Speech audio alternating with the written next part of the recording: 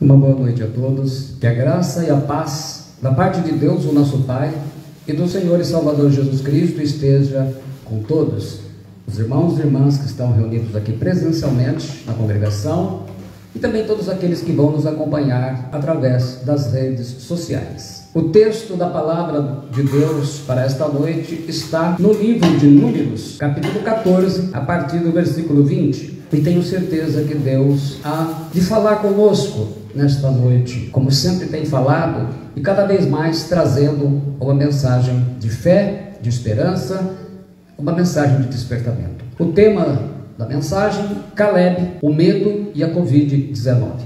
Diz assim a palavra do Senhor: E disse o Senhor: Conforme a tua palavra lhe perdoei, porém tão certamente como eu vivo, e como a glória do Senhor encherá toda a terra, e que todos os homens que viram a minha glória e os meus sinais que fiz no Egito e no deserto, e me tentaram estas 10 vezes e não obedeceram a minha voz, não verão a terra de que a seus pais jurei, e nenhum daqueles que me provocaram haverá.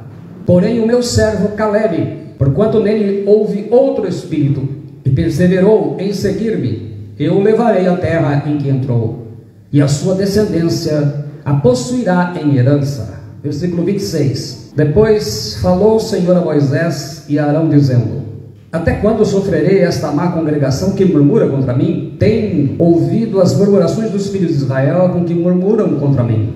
Dize-lhes: Vivo eu, diz o Senhor, que como falaste aos meus ouvidos, assim farei a vós outros.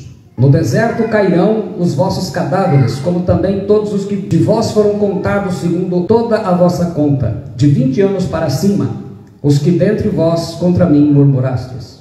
Não entrareis na terra, pela qual levantei a minha mão, que vos faria habitar nela, salvo Caleb, filho de Jefoné, e Josué, filho de Nun. Senhor meu Deus e Pai, lida está a tua palavra, e que o Senhor esteja nos abençoando e nos edificando. Abre o nosso coração, nosso entendimento, a mensagem desta noite. Em nome do Senhor Jesus Cristo, no poder do Espírito Santo. Amém. Pode se assentar, meu irmão, minha irmã.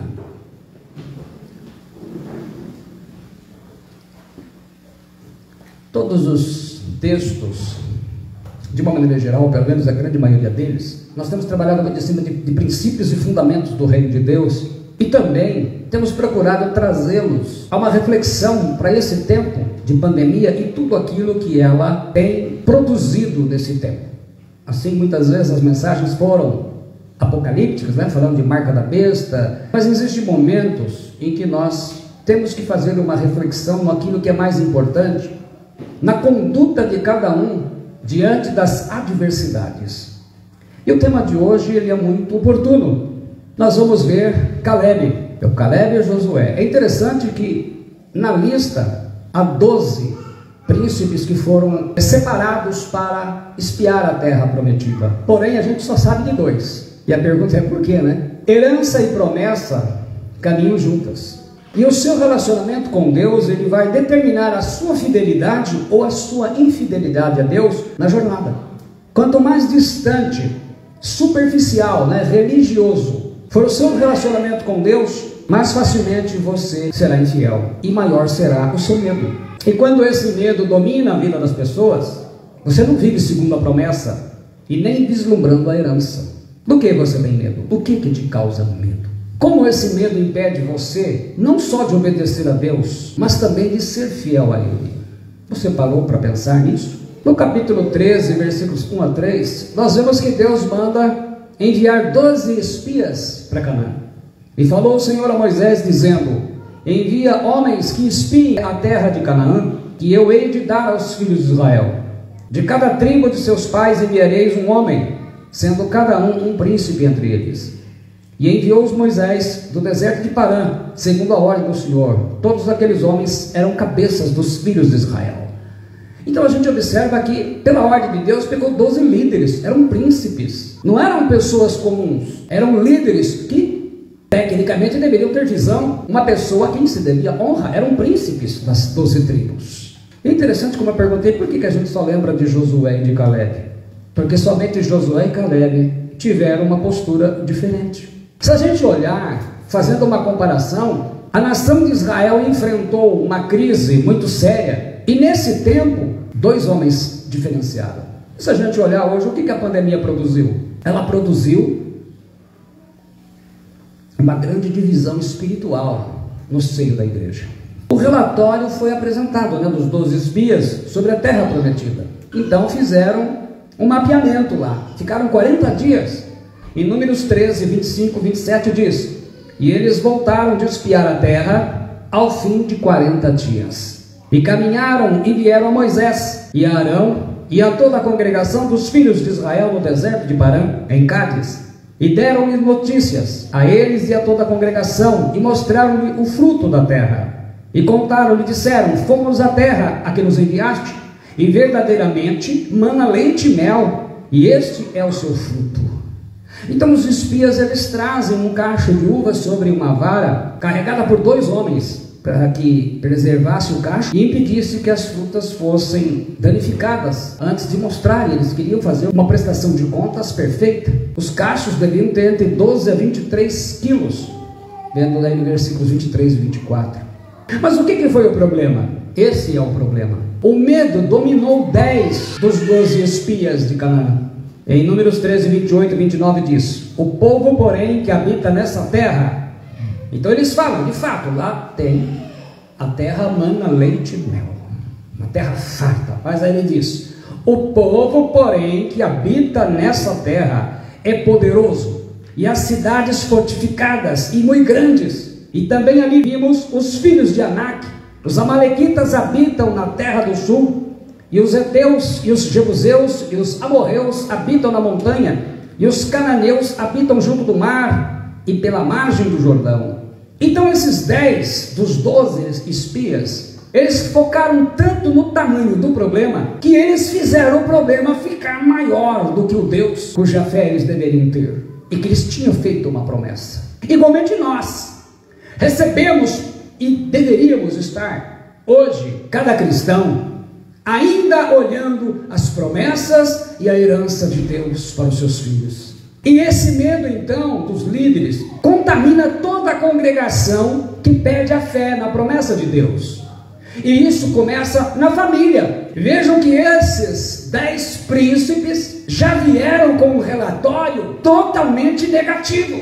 Eles mostraram que era uma terra realmente maravilhosa, mas eles mostraram que o problema lá tinha, e está escrito lá, de Números 31, 33. Porém, os homens que com eles subiram disseram: não poderemos subir contra aquele povo, porque é mais forte do que nós. E infamaram a terra que tinham espiado, dizendo aos filhos de Israel: a terra pela qual passamos a espiá-la é terra que consome os seus moradores, e todo o povo que vimos nela são homens de grande estatura. Também vimos ali gigantes, filhos de Anak, descendentes dos gigantes, e éramos aos nossos olhos como gafanhotos, e assim também éramos aos seus olhos. Quer dizer, esses gigantes, em hebraico é Nefil, de Nefilim, que significa literalmente caídos, eram daqueles gigantes que fala Gênesis 6. Não vamos entrar aqui na questão, no mérito da questão, porque é um tema polêmico e grande para se explicar. Então eles viram os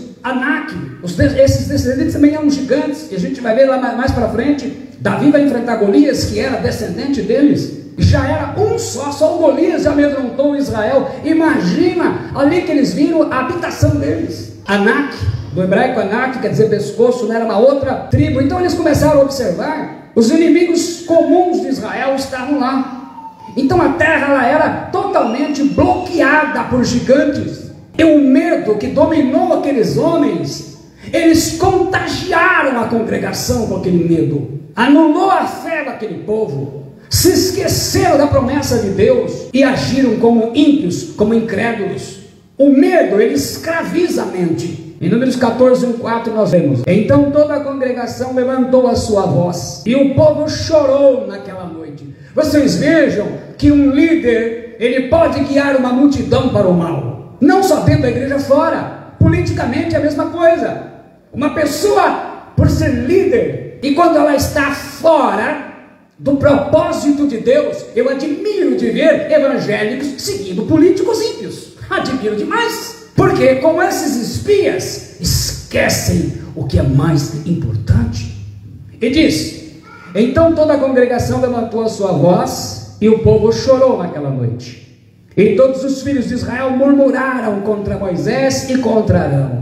Isso o povo sabe fazer muito bem. E toda a congregação lhes disse: quem dera tivéssemos morrido na terra do Egito, ou mesmo neste deserto. E por que o Senhor nos traz a esta terra para cairmos à espada, e para que nossas mulheres e nossas crianças sejam por presa? Não nos seria melhor voltarmos ao Egito? E diziam uns aos outros: constituamos um líder e voltemos ao Egito. A situação que ficou Israel foi tão contaminada, tão contagiada por esses líderes que já estavam descrentes, tomados pelo medo, longe da promessa. A mente é o principal campo de batalha mais atacado pelo diabo. Paulo escreve em 2 Coríntios 11:3, na tradução da King James, em português atualizada: entretanto receio que, assim como a serpente enganou Eva com sua astúcia, também a vossa mente seja de alguma forma seduzida e se afaste da sincera e pura devoção a Cristo. É a batalha que você não pode perder, e é essa batalha que começa na mente. E o que é pior, quando isso acontece, aí começa o primeiro fruto, a boca. O que sai da sua boca em tempo que você está com medo? Seja o medo de que for, porque eu perguntei: o que te causa medo? Números 14:3 nós lemos aí: olha o que saiu da boca do povo. E por que o Senhor nos traz a esta terra para cairmos à espada, e para que nossas mulheres e nossas crianças sejam por presa? Não seria melhor voltarmos ao Egito? Quer dizer, eles simplesmente duvidaram da capacidade que o Senhor tem, o nosso Deus, de realizar e cumprir as suas promessas. O que é o medo? Deuteronômio 11:25 nós lemos assim: ninguém resistirá diante de vós, o Senhor vosso Deus porá sobre toda a terra que pisardes o vosso terror e o temor de vós. Como já vos tenho dito, a nossa tradução traduz como temor. A palavra temor, na verdade a palavra medo em hebraico é pahad, medo, temor. Na psicologia, medo é uma forma de emoção humana que nos alerta para o perigo, seja ele real ou não. Quando é intenso e fora de controle, o medo se transforma em fobia. O medo é uma preocupação em relação a algo desagradável e gera ansiedade e preocupação. Pahad é formada de 3 letras hebraicas. Eu sempre tenho falado aqui, né? As palavras hebraicas, elas trazem uma história atrás da própria história. Elas explicam. Deus te dá a revelação do que é necessário. Essas 3 letras são Pei, Het e Dalet. Pei fala de boca, é o que fala. Het é um abrigo, é uma cerca, é vida. E Dalet é porta. Isso significa que Deus nos dá o livre-arbítrio para fazermos as nossas escolhas quando estamos com medo. Sempre, né? Mas aqui eu estou falando do medo. Com o medo você pode usar a sua boca para ter um abrigo e segurança de Deus, ou para ficar desesperado. Ele te dá isso. Então, quando fala Pei, é boca, é a tua boca, é a minha boca. Estou com medo, o que a minha boca vai fazer? Ou eu vou encontrar abrigo no Senhor, vida, ou morte. Dalet fala de porta. Quando você está com medo, ou você fecha portas, ou abre portas. O que acontece no medo? O pior é quando se perde o foco nas promessas de Deus. E eu vejo hoje uma geração que perdeu o foco nas promessas de Deus. Em tempos como nós estamos vivendo de pandemia, em que o mundo paira com medo, ainda mais se faz necessário nós aprendermos como Caleb. Nós lemos aí no versículo 24, que Deus diz: porque nele houve outro espírito. Porém o meu servo Caleb, porquanto nele houve outro espírito, e perseverou em seguir-me, eu levarei a terra em que entrou, e a sua descendência a possuirá em herança. Então a promessa, agora Deus retira daquela geração. Aquela geração foi indigna da promessa, mas ele coloca primeiramente em Caleb. Os nomes, a gente sempre fala, né? Os nomes sempre têm muita importância. Saber o que significa. Vai colocar nome em alguém? No filho? Tem que saber. Caleb, inicialmente parece ruim o significado. Caleb em hebraico significa cachorro. Aí a gente fala: mas cachorro? Todo nome tem um propósito, tem uma razão específica, especial, tem um ministério. Assim como Gideão. Gideão em hebraico é Gideon, significa derrubador. Derrubador de altares, que foi o que ele fez. Davi, em hebraico, David, quer dizer o amado. Segundo consta aí a professora de hebraico, até hoje os hebreus amam Davi. É o que traz o nome. Caleb vem de duas palavras hebraicas. Ka, que significa segundo, conforme, e Leb, que significa coração. Então Caleb, esse significado de cachorro quer dizer segundo o coração de Deus. Caleb demonstra, eu acho que 3 características a gente vê no cachorro que são fenomenais. A primeira é a inteligência dos animais. Os cachorros são animais estritamente inteligentes. Basta ver que eles são usados para resgate de pessoas. A polícia usa muito para prender bandido, para descobrir drogas, né? A gente vê como que os bandidos escondem, tampam. A gente viu outro dia lá na televisão mostrando lá o caminhão. Eles fizeram um fundo falso, tudo de metal. Pois o cachorro foi lá e achou, começou a raspar. Eles abriram, estava lá lotado. Não tem jeito. A inteligência do cachorro é fantástica. A segunda é a fidelidade. Não existe animal mais fiel ao seu dono do que o cachorro. E depois a sensibilidade que o cachorro tem, que a gente pode dizer discernimento. Quem tem ou teve cachorro e é chegado, vê quando está triste o cachorro, como ele se comporta, quando está contente. Eu me lembro que a Catarina falava para mim que quando eu tinha o Rex, às vezes ela estava falando com ele, dando uma bronca nele, ele escutava o barulho do Celtinha chegando, ele já sabia que era eu, aí ele já achava, ele já sabia que eu estava chegando. A identidade. Quando eu fiquei doente, ele ficou do meu lado ali, ficava do ladão ali. Esse outro espírito de Caleb é justamente as qualidades do caráter que diferenciam quando é necessário. O que mais impressiona em Caleb? No versículo 30, diz assim: então Caleb fez calar o povo perante Moisés e disse: certamente subiremos e a possuiremos em herança, porque seguramente prevaleceremos contra ela. Caleb fez milhões de vozes negativas se calar. Ele não admitia a sua nação descrer do Deus Todo-Poderoso. Vocês imaginam, no meio de milhões de pessoas, o Caleb deve ter subido em algum lugar lá e disse: calem a boca. Ele viu Moisés e Arão. Moisés era um pastor, mas Moisés despencou, porque é um peso grande de ver todo mundo culpando a ele. Você imagina todo mundo apontando o dedo para ele, e o Caleb não aceita aquilo. Ele diz: certamente nós subiremos, possuiremos em herança, porque seguramente prevaleceremos contra ela. O Caleb, ele tinha como foco a promessa. Era pela promessa, ele sabia quem prometeu. Esse outro espírito fala de uma postura diferente. Ele nunca duvidou da promessa e da herança. Você não pode dar ouvido ao que o mundo está falando, o que a mídia está esparramando, o que as pessoas estão falando lá fora. Eu vejo nas redes sociais, eu nunca vi tanta besteira sendo pregada com a palavra de Deus, defendendo cada pecado horrível, meu Deus, briga entre cristãos, todo mundo procurando defender algo para não fazer.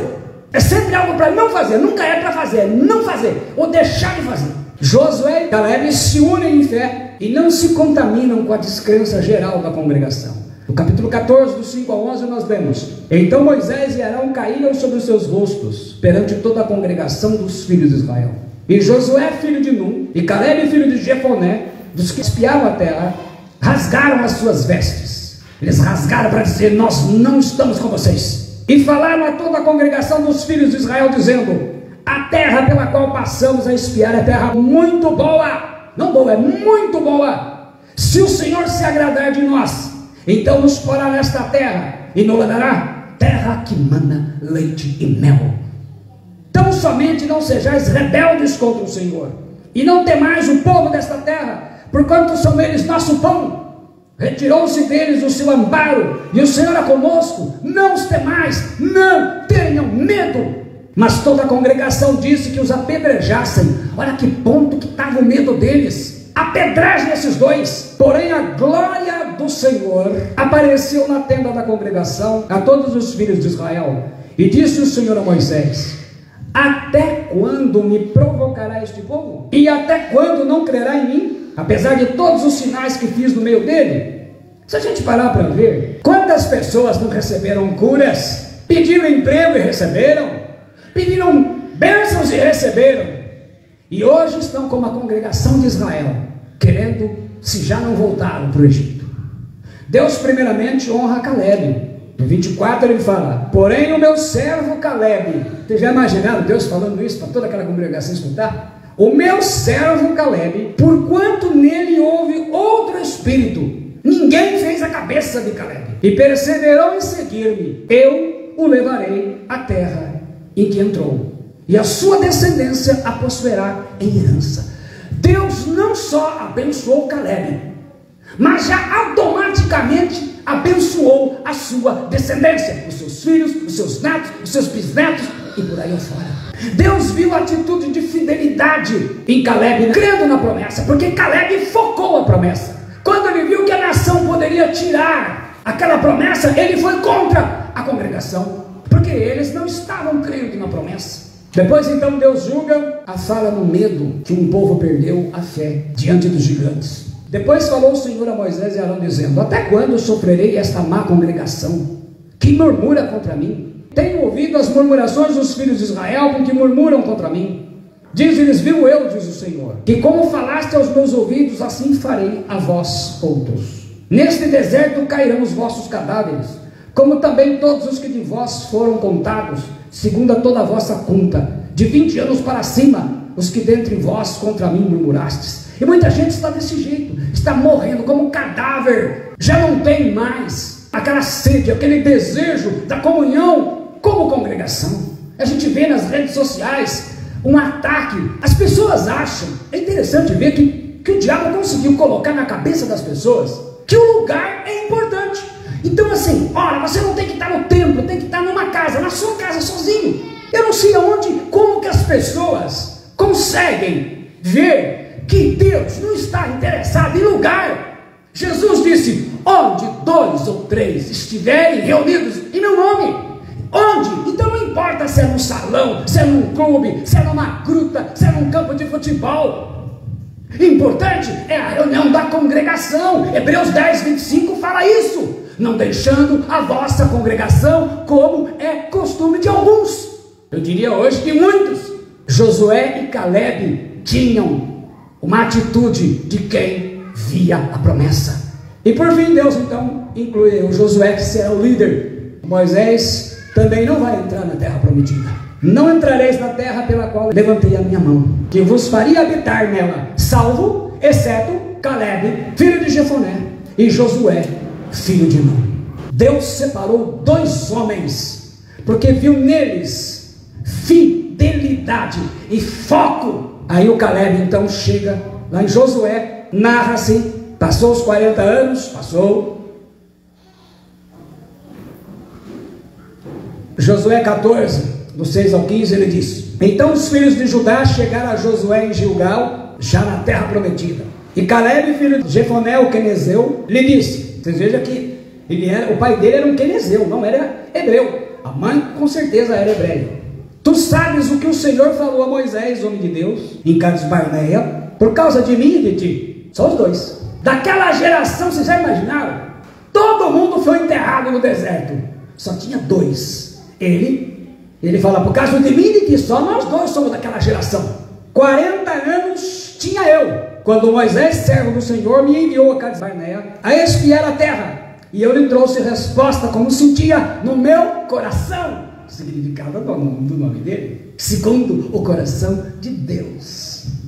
Então ele trouxe fé e esperança. Mas meus irmãos que subiram comigo fizeram derreter o coração do povo. Eu, porém, perseverei em seguir ao Senhor, meu Deus. Então essa é a diferença. Então Moisés naquele dia jurou dizendo: certamente a terra que pisou o teu pé será tua, e de teus filhos em herança. Aonde você pisou, Josué? Calebe, disse Josué, aonde você pôs o teu pé é teu.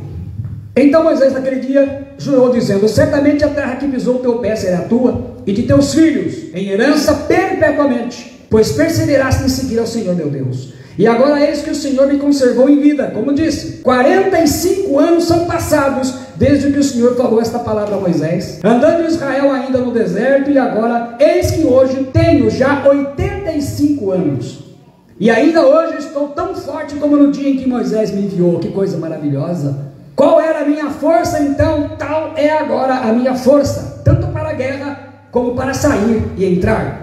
Agora pois dá-me este monte de que o Senhor falou aquele dia, pois naquele dia tu ouviste que estavam ali os anaquins e grandes e fortes cidades, os gigantes. Porventura o Senhor será comigo para os expulsar, como o Senhor o disse. E Josué o abençoou e deu a Calebe, filho de Jefoné, a Hebrom, em herança, o famoso monte Hebrom. Portanto, Hebrom ficou sendo herança de Calebe, filho de Jefoné, o quenezeu, até o dia de hoje, porquanto perseveraram em seguir ao Senhor, Deus de Israel. E antes, o nome de Hebrom era Kiriat Arba, porque Arba foi o maior homem entre os anaquins, e a terra repousou da guerra. Calebe então tinha 40 anos de idade, aprovado por Deus, focou a promessa, lá em Cades Barnea. O Senhor disse a ele: eu vou te dar, você vai entrar na terra. Calebe enfrentou 40 anos de deserto, viu todo mundo morrer, à exceção do Josué. Todos daquela geração, de 20 anos para cima, não ficou um. Calebe lutou guerras pela conquista da terra prometida. Teve guerras na época do deserto, guerras por 5 anos, porque 40 do deserto, com 40 de idade, deu 80, os 5 para entrar. Quer dizer, ele não morreu de doença e não morreu na guerra, porque ele tinha o foco na promessa, porque ele tinha a promessa. É essa a diferença. Quando você perde o foco da promessa de Deus, você se torna como uma nação de Israel e perece no deserto, porque a sua fé morre. Você começa a olhar com medo os seus problemas, os desafios, as ameaças. Mas Calebe não. Calebe tinha a promessa. Então, meus irmãos, ele não temeu os inimigos, os gigantes. Ele queria o monte Hebrom, lá estavam os anaquins, gigantes, era lá que ele queria. É essa a minha terra. 45 anos se passaram, e ele disse que ele estava tão forte como naquela época. E ainda hoje estou tão forte, no versículo 11, como no dia em que Moisés me enviou. Qual era a minha força então? Tal é agora a minha força, tanto para a guerra como para sair e entrar. Quer dizer, Deus me conservou, não só com saúde, mas com vigor, para que ele pudesse desfrutar daquilo que ele nunca duvidou. É essa a diferença que nós vemos nesse tempo de pandemia. O foco dele foi a promessa, e ele fala aí, né? Agora, pois, dá-me este monte de que o Senhor falou aquele dia, pois naquele dia tu ouviste que estavam ali os anaquins e grandes e fortes cidades. Porventura o Senhor será comigo para os expulsar, como o Senhor o disse. Não tinha medo, ele não teve medo, porque ele confiou no Senhor. Ele tinha um foco, era a promessa e a herança. Em tempo de pandemia, a gente normalmente mostra só o lado ruim, né? Poderia estar falando aqui dos vacinados, mas eu faço sempre uma comparação, para que a gente veja que nesse tempo que nós estamos atravessando, isso já está evidente. Tem pessoas que estão como Josué e Calebe, permanecem firmes no Senhor, fiéis a Ele, produtivos, e tem outros que já estão vagando pelo deserto.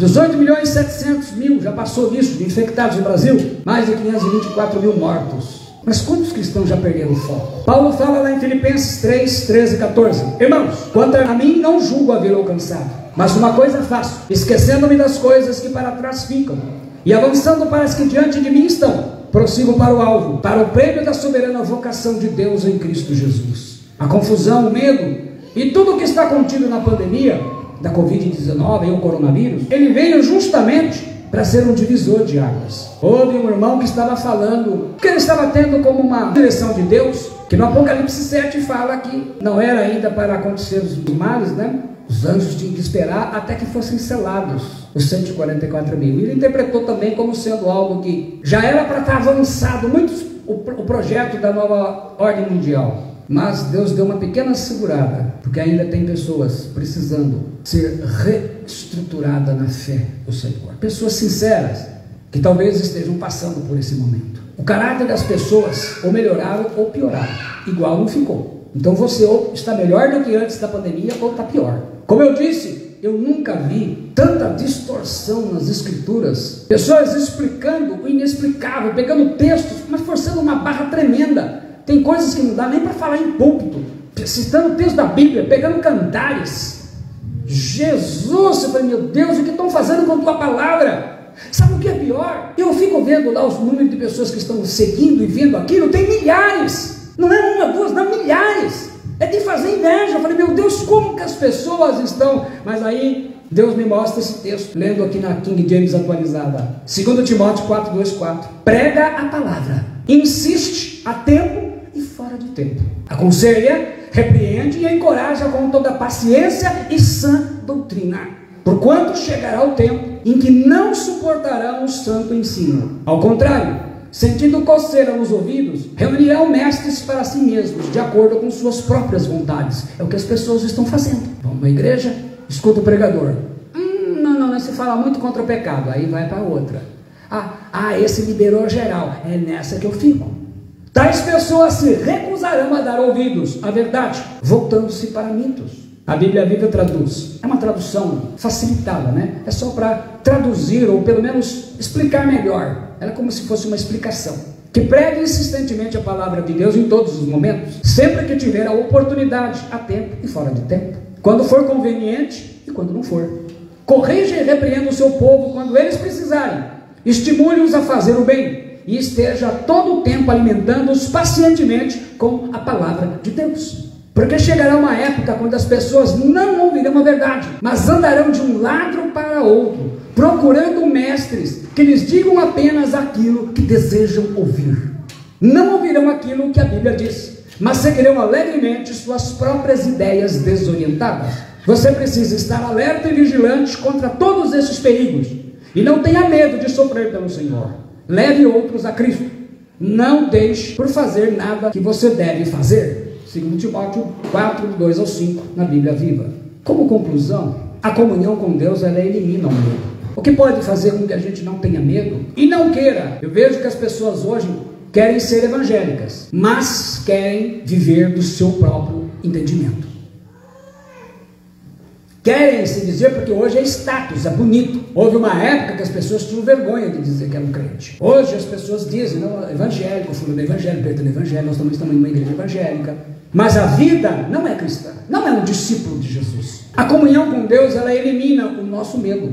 Ela elimina todo o medo. 1 João 4, 17 e 18, João escreve assim: nisto é em nós aperfeiçoado o amor, para que no dia do juízo mantenhamos confiança. Pois segundo ele é, também nós somos desse mundo, e tem que ser. Luz, no amor não existe medo. Antes, o perfeito amor lança fora o medo. Ora, o medo produz tormento. Logo, aquele que teme não é aperfeiçoado no amor. Então, o aperfeiçoamento do amor vem do relacionamento com Deus. E isso é facilitado pela minha obediência, a fidelidade que eu tenho ao Senhor. Então eu não tenho medo de ir para o inferno. Por quê? O medo é tormento. Quem tem que ter medo é quem está fora do Senhor. Eu estou no Senhor. A questão é agradar a Deus. É esse amor que me dá confiança, que faz com que a gente pregue, a gente ensine. Como Caleb, resta dizer para você o seguinte: cumpra a tua missão, teu ministério. 2 Timóteo 4, 5, a King James atualizada traduz assim: tu, no entanto, sê equilibrado em tudo, suporta os sofrimentos, faz a obra de um evangelista e cumpre teu ministério. A atualizada traduz: tu, porém, sê sóbrio em todas as coisas, suporta as aflições, faz o trabalho de um evangelista, cumpre cabalmente o teu ministério. Não deixe o medo de vencer. Você é um herdeiro. Tiago 2,5, ele fala assim: ouvi, meus amados irmãos, porventura não escolheu Deus aos pobres deste mundo para serem ricos na fé e herdeiros do reino que prometeu aos que o amam?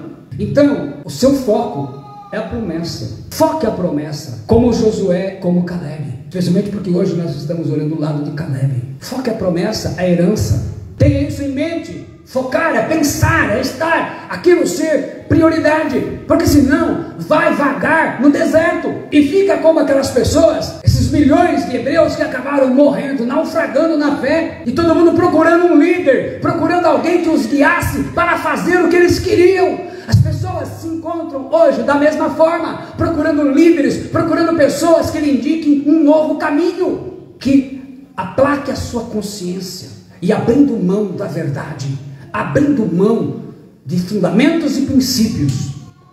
1 Timóteo 6,12, apóstolo Paulo diz a Timóteo: combata o bom combate da fé, toma posse da vida eterna, para a qual também foste chamado, e de que fizeste boa confissão perante muitas testemunhas. Então ele fala, toma posse. Então ele fala para que foque nesta promessa. Deus tem promessa, nós temos promessa na nossa vida a realizar. Caleb não duvidou. 40 anos de deserto, 5 em guerras.